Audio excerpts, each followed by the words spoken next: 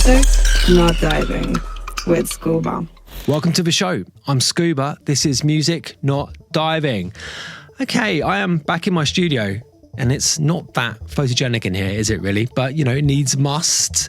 On the show this week, we're talking direct-to-consumer models in the music industry. Wow, that is an exciting topic of conversation, right? But it's an important one. And it's one which provokes surprisingly emotional reactions in people. Bandcamp in particular is a really important platform for people, I think, psychologically as much as anything else. It's very small in the context of the whole industry, but people really have, like I said, an emotional connection to it.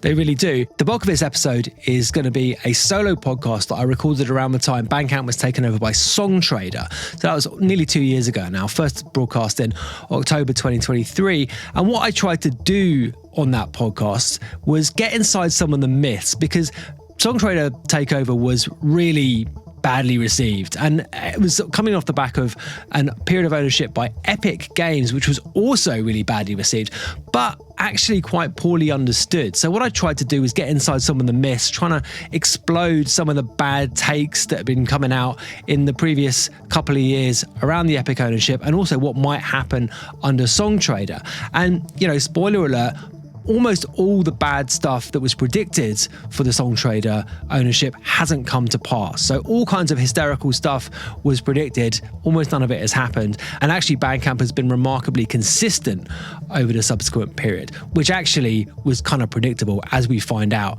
in the course of this episode. So before we get into it, I just want to talk about our sponsor, Acid Nation, who are absolutely players in this place. And one of the things I point out in the main part of this episode is the fact that Bandcamp has been a bit of a single point of failure, particularly in the dance ecosystem. Acid Nation are providing a really valuable piece of plurality, I think, in this part of the industry. And they are sort of like Bandcamp in the sense that it's direct to consumer, but they do a lot more to support labels. And actually, I think it's a great service. And they are, you know, paying me to say this essentially, but I genuinely do believe they're great. So it was previously called ac55id.com. You may have heard me plugging it previously. It was relaunched last month, and they now are a completely free to use service on the basic tier. Basically, zero commission, zero costs at all associated with selling your music on there. As a music fan, buying music on there and supporting music, it's a really strong platform too, I think. The premium tier, which costs $10 a month for artists and $30 for labels, contains a bunch of stuff that you don't get on other direct-to-consumer platforms. So I'm just going to read this off. Free warehouse storage for physical items in the US and Europe. They include fulfillment, so they're shipping your goods worldwide to your fans. Built-in customer service, no third-party stuff needed. They handle that kind of thing for you too. They have pressing plants, and they can launch vinyl on-demand campaigns for you. So they can press your vinyl and then fulfill the orders directly. So you don't have to do any of that stuff. That's pretty amazing, I think, and there's basically nothing else like it on the market. So they're actually doing really strong stuff here, and, you know, also supporting this show. So I would say that again, but we do use them for Hot Flush recordings, and it's great, really. It's a great service. Anyway, this is, like I said, one part of a direct-to-consumer landscape, and I personally think there needs to be more of this stuff. I think there should be choice, plurality in this area of the industry. Bandcamp is awesome. We love Bandcamp on Hot Flush. I love it personally. I'm use it all the time. But there needs to be more stuff like this too. So Acid Nation are making a really great contribution, I think, to the space generally. And, you know, you should head over to acidnation.com to check them out. So let's just get into my solo podcast from October 2023 in the context of Songtradr's takeover of Bandcamp, talking about the platform in detail and getting a bit more into the direct-to-consumer model in specifically dance music too. Let's check it out, shall we? Nice one. Brought to you by acidnation.com. Okay, today we are talking about Bandcamp, amongst other things. This is a topic which gets people excited, or if not excited, then certainly angry. What I'm going to try and do is summarize all the stuff I've read about it over the last week or so. The backdrop to this is the fact that it's been acquired again, this time by Songtradr. It was bought by Epic Games in 2022, March 2022, and previous to that it had been independent. although caveat that by saying there was a round of venture capital funding back in 2010. So it had investors supervising, but it certainly wasn't part of any kind of wider corporate entity. And that has been, as I said, the case since 2022 when it's bought by Epic and now Songtradr. So what I'm going to argue here is that the important thing isn't to save Bandcamp. It's not to maintain Bandcamp in its current form. It's not to maintain the jobs of the staff at Bandcamp. That's not the primary objective, or it shouldn't be the primary objective for anyone really in the industry. It's to ensure that there isn't a single point of failure in the ecosystem, which Bandcamp has become for independent music and for people who make music which is niche, which doesn't have a mass audience. Bandcamp is a great platform. I love it as much as everyone else, and I want it to maintain. I want it to stay as it is, absolutely, and there's no reason why it can't do. But it can't be the only solution. And as long as it is the only solution, then that's a really unhealthy position for the music ecosystem to be in. And so there needs to be some kind of way out of this where there are multiple affordable options, because that's a really key thing. Bandcamp is a really affordable solution for musicians and independent labels. So we need to move to an environment where there are lots of these things, where there isn't a single point of failure, as I said, which means that if one platform goes down, then there's a kind of existential threat to this whole part of the music industry. So I'm going to draw pretty heavily on the work of Andrew Thompson in this episode, who has done some great analysis over at Components, which is a research project. I will add some links to the show notes if you want to dig into that stuff. And also writing by Phil Sherburn and Sean Ronaldo, as well as Cory Doctorow and various other articles covering this directly and also peripheral matters, such as Discogs and the wider music market as a whole, analysis of that market. So it's all pretty impenetrable. Well, is that the right word? No, it's not. There's just quite a lot of stuff to dig through, basically. And if you haven't done so, then I completely understand. Doing this kind of podcast for me is as useful as anything else as a way of getting my thoughts together on it, kind of forcing me to distill them down into something vaguely coherent. So I'll attempt to be vaguely coherent. I've got a whole load of notes. I'm not quite sure how it's going to be structured, but it's going to have a stab, I think. So what is Bandcamp for the uninitiated? It's basically a method of selling music and merch and items directly to the consumer, which is to say directly to music fans. You can use it as a label or just as an artist. You have to pay a bit more as a label to keep your page running. But generally speaking, it's a fairly low cost solution for selling direct. And it has peripheral benefits too, the most important of which I think is the network benefit of being able to view what other users have in their collections, and generally speaking, being able to, I guess, share the kind of cumulative knowledge of those purchases.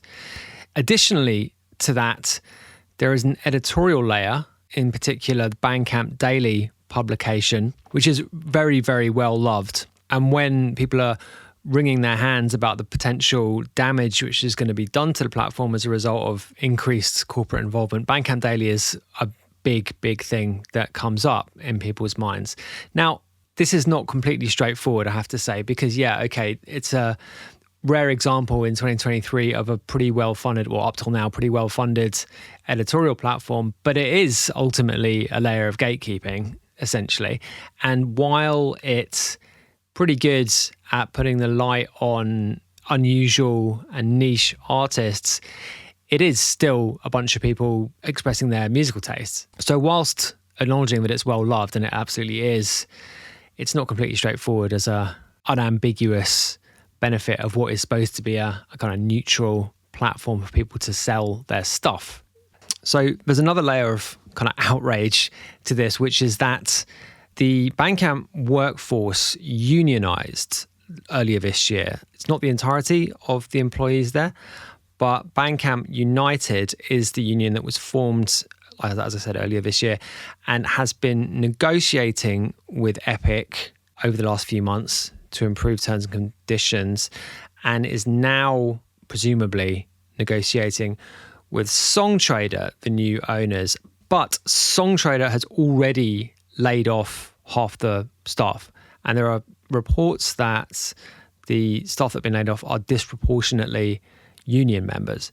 So there's all kinds of machinations behind the scenes going on, no doubt, and almost none of it is in public. And you can take, I suppose, with a pinch of salt, the stuff that has come out in public, including from the company in the form of a press release or some statements anyway from the press team, and then also from the Bandcamp union and various members of that union who are, posting on Twitter and that sort of thing.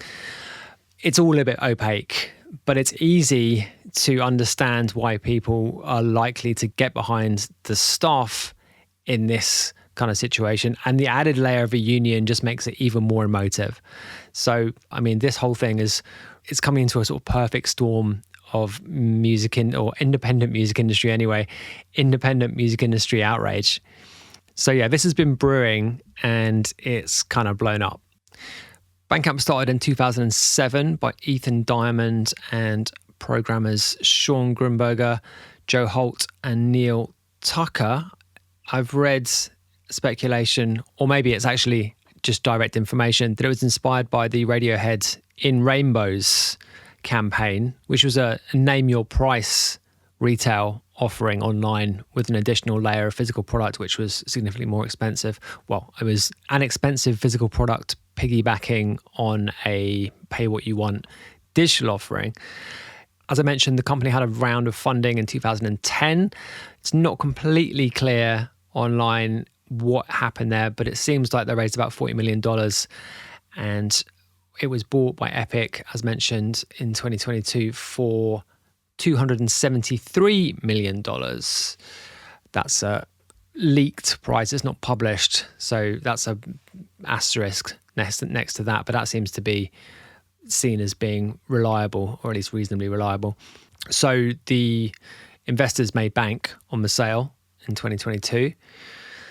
Total revenues in 2020 were $177 million. That's total revenue. So the net revenue was $21 million. So that's the charge that Bandcamp levies on all sales on the platform.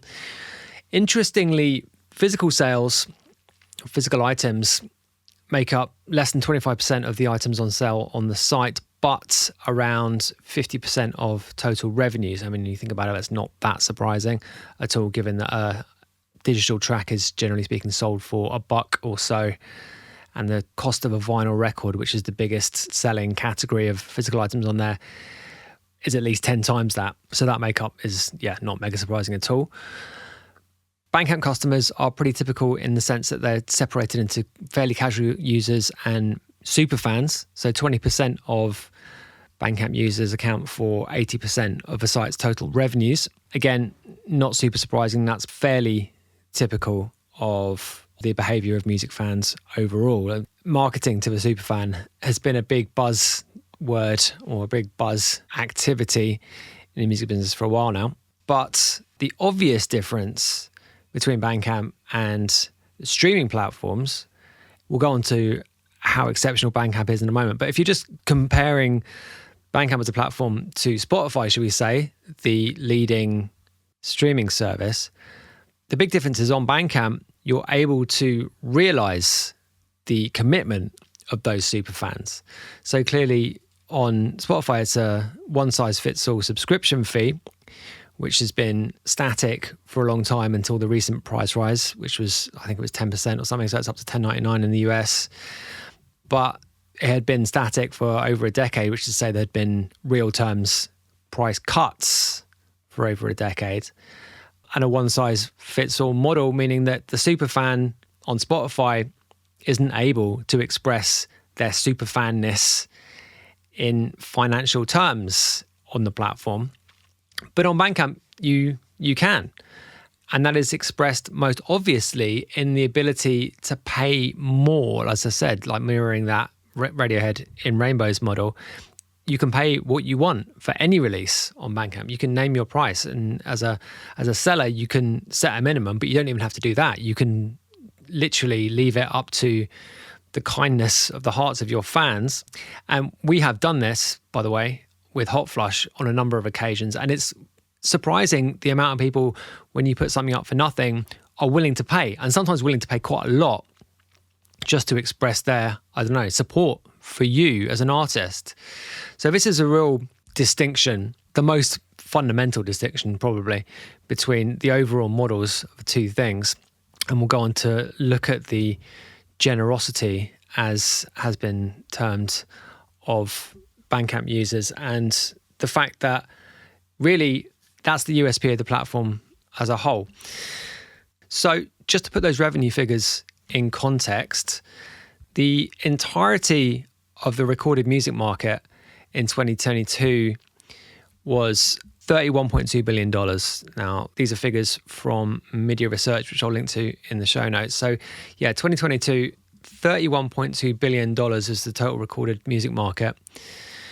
Spotify's revenues in 2022 were $12.3 billion. So that's a really significant part of the entirety of the market. And as mentioned, Bandcamp for 2020, that's a estimate 177 million. But if you extrapolate out growth for the entire market and apply it to Bandcamp, it would still be under $200 million. So a small part of the whole market, very small. Independent music as a part of that total market. So as mentioned, 31.2 billion. Independent music, as to say labels and artists selling direct, accounted for 10.8 billion of that 31.2. So about a third of the total market.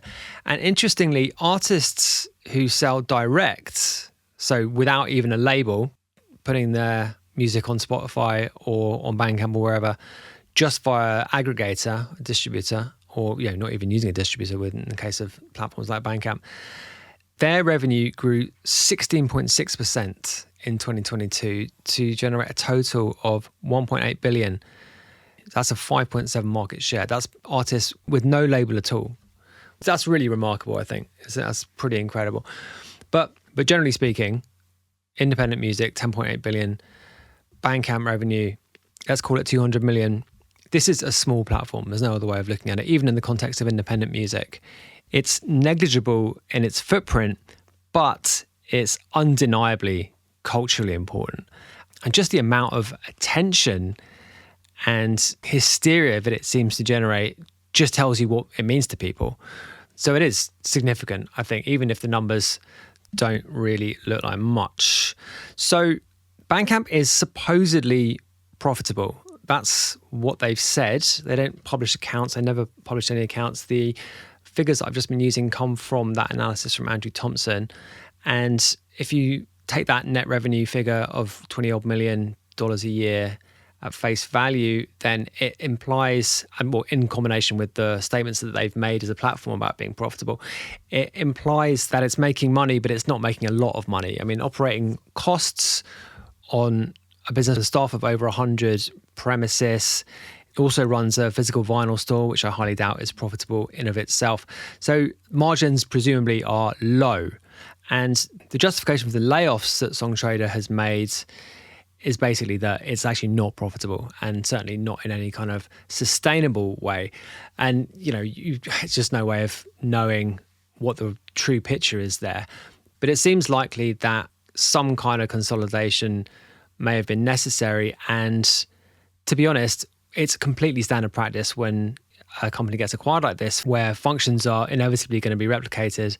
One of the positives of that kind of acquisition is that you can make the running of the back office, for example, more efficient. So it's not necessarily just a case of asset stripping or cutting jobs for the sake of cutting jobs. You can genuinely make a business more efficient and run better like that.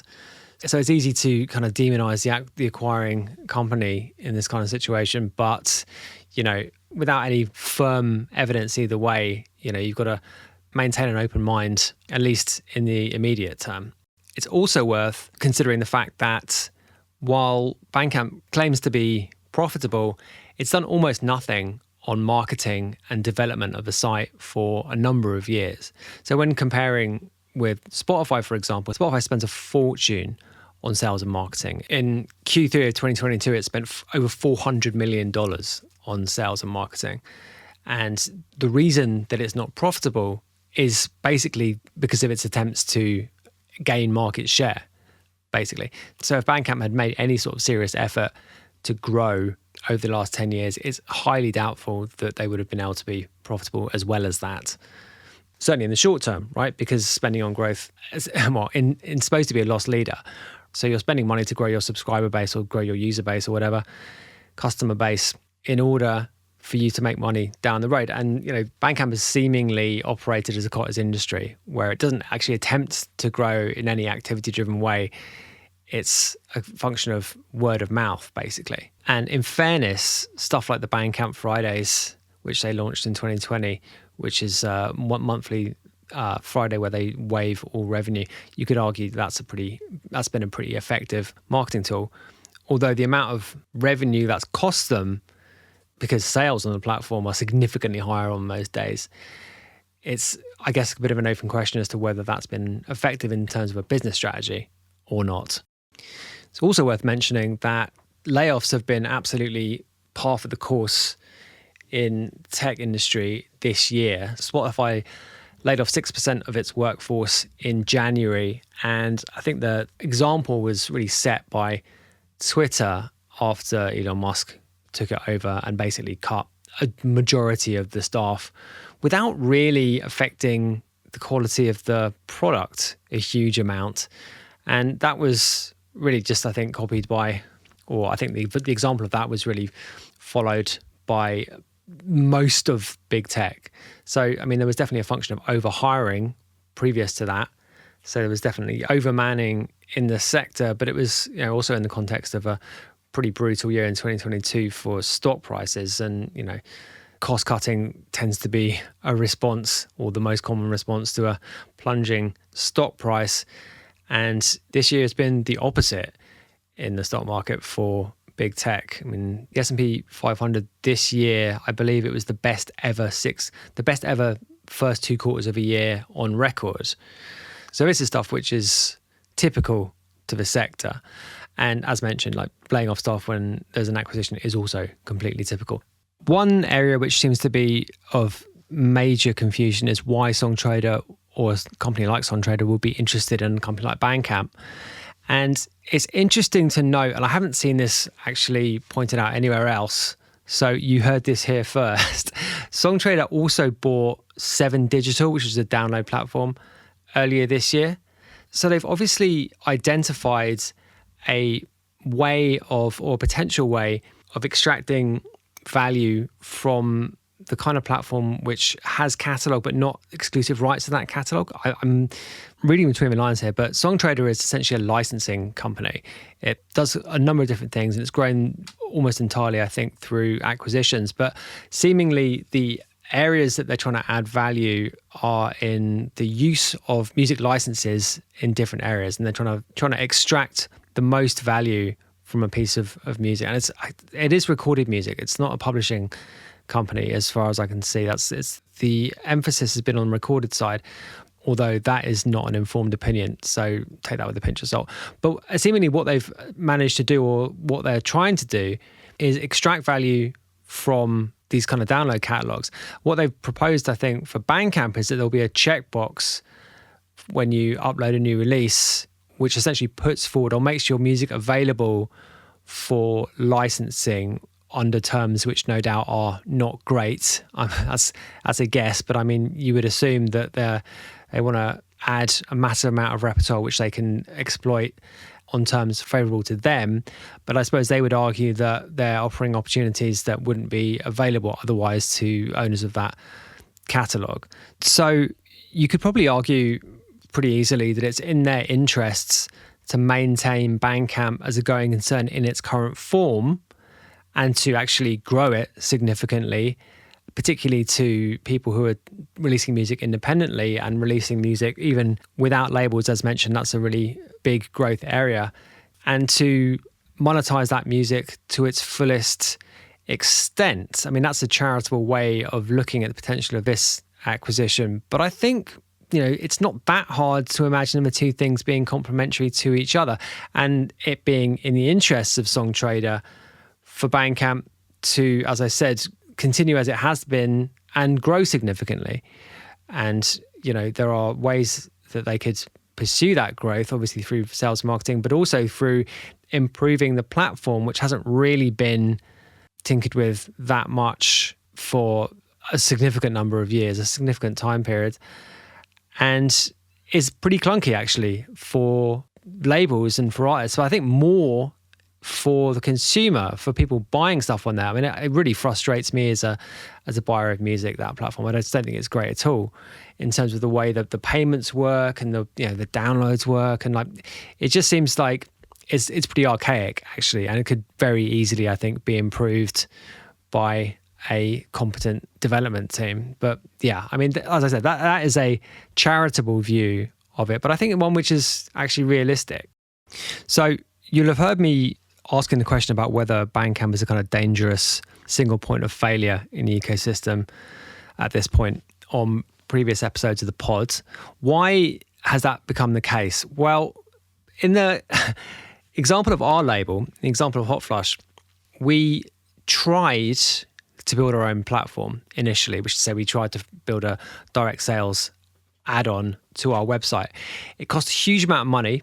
It probably ate up 3 years of operating profits for the company. That's to say we didn't make a profit for 3 years due to trying to build this thing.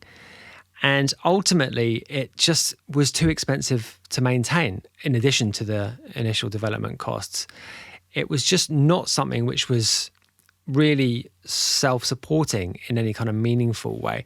And the huge advantage of something like Bandcamp is not only that the backend is provided to you for a pretty minimal cost, like if the cost, I think, to a label to have a Bandcamp page it's certainly extremely manageable if you've got a large catalog. And obviously there are no maintenance fees, like you're not on the hook for maintaining the site or developing it. And additionally, as I mentioned before, you have a network effect of users who are like-minded people buying similar music to your own, being able to view the buying habits of their friends and other fans, which has a supporting effect on everyone else in the ecosystem. So it just makes total sense from a label or artist perspective to be on this platform. And the fact that it is so simple and efficient means, I think, that it's just taken over. And, there are basically no serious competitors to it in the marketplace. As I sit here trying to think of one, I just can't think of something which is comparable, which is to say it operates outside of the typical distribution platforms. It's not comparable to something like Beatport, even if the majority of stuff that gets sold on there are downloads. It's not comparable to that at all, because you just don't have that direct control on Beatport or any of the other big digital platforms. The delivery all runs through a distributor or an aggregator or whatever. And it's just not the same in terms of your access to your customer base, which is obviously the other big benefit of such a platform as Bandcamp, is that you're able to communicate directly with your fans. I mean, that's a huge downside, not just of streaming, but of the download platforms too. And in dance and electronic music, this is one of the few areas of music, even though it is tiny, it's one of the few areas where single track downloads are still significant in the sales of a release. So it's really useful, extremely useful, to be able to communicate. I mean, for obvious reasons, it's extremely useful to be able to communicate with your customers, but Bandcamp is really the only major platform that I can think of that really enables you to do it at all, really, without, building your own. And building your own is impractical for the reasons I've just given.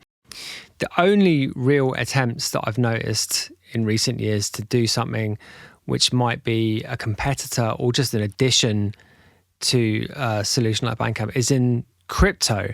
And crypto has acquired such a bad reputation at this point that it's really kind of lost all meaning. I mean, one of the articles I read for this episode goes from some pretty hard-headed analysis of music platforms and actually socials and online platforms more generally, lurches from that into a completely unhinged rant and completely uninformed rant, actually, about cryptocurrencies generally and the total lack of utility that apparently they have.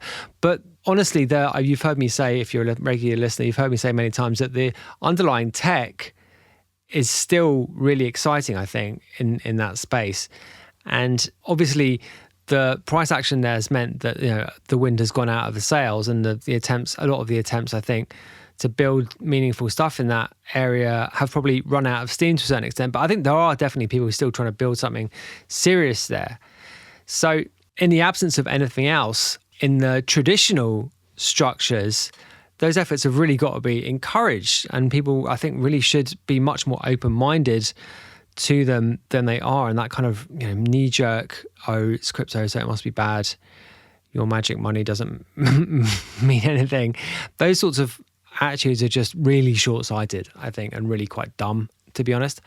Other than that, there just isn't much happening as far as I can see in terms of building a meaningful alternative or a meaningful addition to this kind of platform.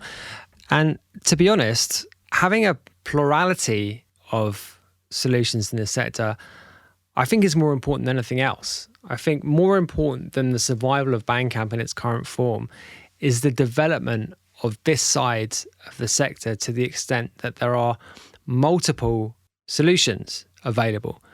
Because at the end of the day, when you're working for a platform, it doesn't actually matter what that platform is. If there is one single point of failure, as I've put it before, like that's just a terrible position for a marketplace to be in. Like distribution is king in everything, really, whether it's music or products or whatever. Content is not king, distribution is king. And if the distribution of music is this concentrated, this certain kind of music anyway, if it's concentrated down to one platform, one solution, then that is just a really bad position for everyone to be in. So I think the aim of this area of music shouldn't be to save Bandcamp or maintain Bandcamp as it is. It should be for there to be multiple Bandcamps. And there needs to be a way of locking those together in some kind of a way so there's not some crazy administrative burden on labels and artists to serve those platforms. The rest of the sector works with aggregation and platform delivery. But there's got to be a way of doing this that is, genuinely independent and enables people to serve their fan base and enable their fan base in the way that Bandcamp does, but isn't distilled down into this one thing, which becomes, disproportionately powerful and disproportionately fragile. I think we've reached a point where there needs to be some kind of muscular government regulation in this sector. I think it's far too difficult for users to move between platforms, taking their followers with them, taking their audience with them. And there's a slight conflict here between the needs of businesses and the needs of individuals. And obviously in music, those two things overlap to some extent. And maybe that creates a problem. But I do think there could be some distinction between perhaps individuals and small businesses and then bigger businesses, which enables frictionless movement between these sorts of platforms, which essentially function more like utilities than businesses to a large extent in terms of the way people use them. And the barriers to entry now are such that it's just extremely difficult and resource intensive to build something which is viable and then able to attract users without people being able to move over en masse. Now, that's an extremely poorly thought out and off-the-cuff suggestion for this kind of regulation. But it does seem to me that government has failed conspicuously in the regulation of big tech up till now.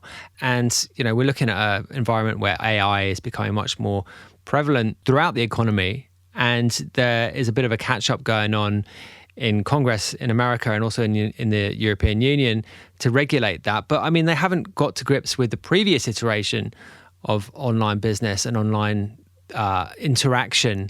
So first of all, that doesn't really inspire confidence for the AI regulatory push, but also I think it's not too late to get the previous layer of regulation in place. And that kind of move really could potentially make a big difference in building a digital economy which has genuine plurality, rather than just being dominated by a small number of big players. And, Bandcamp dominating a tiny sector really is just a microcosm of Google and Facebook and now TikTok dominating at a larger level. Now, you should acknowledge that this is in conflict with one of the big regulatory moves in this area, which has been to protect privacy. So the GDPR stuff in the EU, for example, really was an effort to stop businesses abusing the use of data. And, you can see why they did that. But as I said, I think there needs to be some kind of distinction between big businesses and smaller businesses and individuals to communicate with their fans, with their customers, in a way which doesn't have those barriers which have gone up, and in a way which isn't open to abuse, which obviously was the backdrop to that kind of privacy legislation. And it's not easy. It absolutely isn't easy. But I don't think they've got it right at the moment. And having a one-size-fits-all approach to businesses, I think, is problematic. There is plenty of regulation in place in the economy which applies to different sized businesses in different kind of ways. So I think there is an opportunity for this to happen. But government in all parts of the world really has just been slow to keep up with big tech and tech generally, and prone to lobbying efforts in a way which has just put the brakes on proper reform. So I think this is something which really needs to happen, and hopefully at some stage it will, but it's difficult to be optimistic about that. So just to expand on that point about enabling fan bases, I mentioned that like the USP, or like the most distinguishing factor of Bandcamp as a platform, is the enabling of purchasers to pay more. Now, this is expressed in this piece by Andrew Thompson, which is linked to in the show notes. It's expressed as generosity, which is an interesting way of putting it. But yeah, generosity of users, which is to say the amount that they pay extra when making a purchase on the platform. Now, it's interesting that he's flagged up the differences between Bandcamp Fridays and normal days. And it does kind of raise the question that Bandcamp Fridays, obviously that's the day where the platform gets nothing. If people give that much of a shit about Bandcamp, why would Bandcamp Fridays be that much more popular, right? Because if we all love Bandcamp, we want Bandcamp to survive, why are we buying music on the day that no money goes to Bandcamp? Anyway, this is an interesting comparison. So the proportion that are generous, which is to say the proportion of customers who pay more on any given day, is 18%. That's pretty remarkable. That rises to 20.72%, nearly 21% on Bandcamp Friday. So yeah, that kind of does raise a flag about whether Bandcamp is actually that loved, or maybe people just don't think about it. So how much do people pay more? Well, the median ratio of generosity is 1.33. So basically people pay a third more than the listed price, and that's on items which are priced normally. And then for items which have a zero listed price, which is meaning you can pay wherever you want and there is no minimum, the median payment is $1.30. So from $0 to $1.30. Now on Bandcamp Fridays that rises to $2.43, but actually the ratio of generosity doesn't change. So either way, Bandcamp users are generous. They want to pay more to the artists that they love. But this does vary by genre of music. And this is a really interesting point. Some of the least generous music fans, according to this research, are dance music fans, basically. The most supported genre tags, probably unsurprisingly, are ones which relate directly to some kind of identity play, which is to say LGBTQ or BLM, or actually Brony is the second highest one. I had to look up what Brony is. It's something to do with My Little Ponies, which is, yeah, okay, whatever. But down the bottom, the least supported tags include garage house, UK bass, experimental techno, speed garage, funky house. So yeah, why might that be? Well, probably because the people buying that music are disproportionately DJs and are probably thinking about their DJ fees and thinking about it in a transactional way rather than a way in which they're thinking about the artist and how much they love the artist and they want to support them in their efforts, artistic efforts. So this is an interesting and slightly depressing, but ultimately not surprising feature of the dance scene and the way dance music works on the platform. So what does this all mean? Well, basically, as mentioned, the plurality of retail, online retail, is extremely important for this kind of music, or for any kind of music really, but let's just, keep the focus on the dance scene generally, or independent music, or whatever subset of the market you want to talk about, which is culturally important, or we consider to be culturally important. Plurality is absolutely key. Distribution is king, and a single point of failure or anything close to it, it's an existential threat, basically. In terms of making money for artists and supporting independent labels and musicians who are making music which is niche, which doesn't have a mass audience, having the ability on a platform to unlock the willingness of fans to pay is absolutely key. So streaming platforms are always criticized for not being fair, quote unquote. It's unfair. Musicians should be compensated fairly. And this often really is kind of a meaningless platitude. But if you look at it in giving the fans of a particular artist the ability to express their fandom fully in a way that they want to do, not making them pay more, but giving them the opportunity to do so if they wish, which the evidence shows that they do wish to and will, without any kind of undue, coercion, that seems like a model which looks more fair, in quotation marks. That seems like a really important step to take. And, Spotify and other platforms, but Spotify in particular, have kind of paid lip service towards that kind of stuff. Like they enabled what was essentially a tip jar on artist pages, but it's just not the same thing. And when the culture on the platform is just a one-size-fits-all subscription thing, it just doesn't generate the same excitement. It doesn't generate the same activity.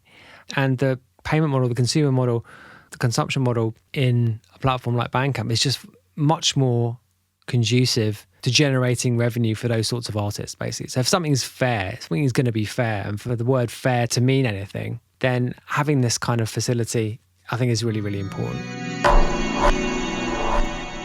Okay, that's enough of that. I've probably pissed some of you off with some of that, I imagine. I didn't mean to. I think that Bandcamp is a really great platform and I love it. It's a really important part of what we do as a label and I think it's brilliant. But as I mentioned, I just don't think it's healthy to have something as dominant as Bandcamp is in music which is genuinely artistic as opposed to industry based.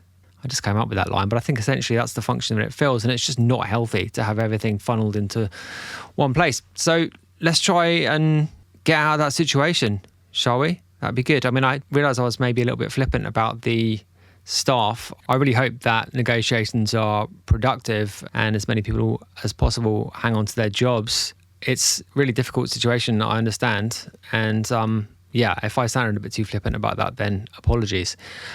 Anyway, solo pods are hard work. So I think we'll sign off on that, shall we?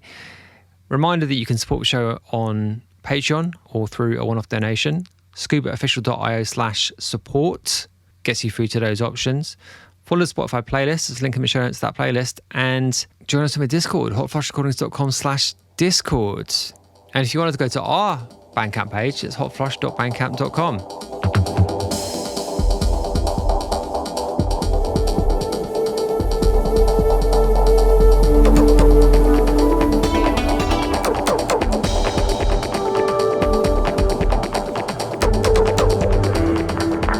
Music, not diving, with Scuba.